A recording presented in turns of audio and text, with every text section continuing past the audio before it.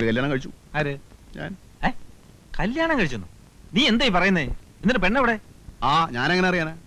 കഴിക്കാൻ പറഞ്ഞു, കഴിച്ചു, നമ്മുടെ ജോലി തീർന്നു, നല്ല കാശും കിട്ടി, നമ്മൾ പോന്നു.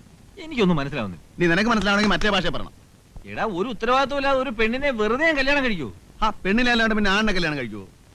ഉത്തരവാദിത്വമൊക്കെ വയറ്റിലുണ്ടാക്കിയവന്. ആണായാലും പെണ്ണായാലും ഗർഭം ഉണ്ടായാലും ഇല്ലേലും ശരി, കാശ് കിട്ടിയാൽ ഞാൻ കഴിക്കും. പോകൃതരത്തിനോട് നേരം നിറയും. ചെറ്റത്തരമല്ലേ നീ കാണിച്ചേ?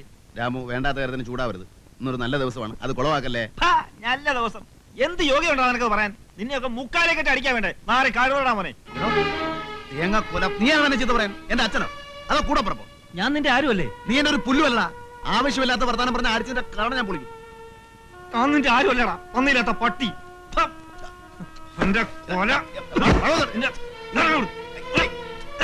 അവന്റെ അമ്മയെ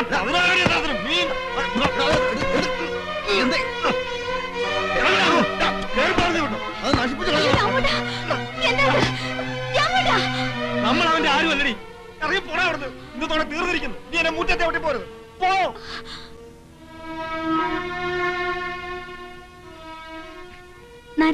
അവൻ എന്തൊക്കെയാണ് രാമോട്ടെ കാണുന്നത്? എനിക്കൊന്നും മനസ്സിലാവില്ല. നീ ഒന്നും മനസ്സിലാക്കണ്ട.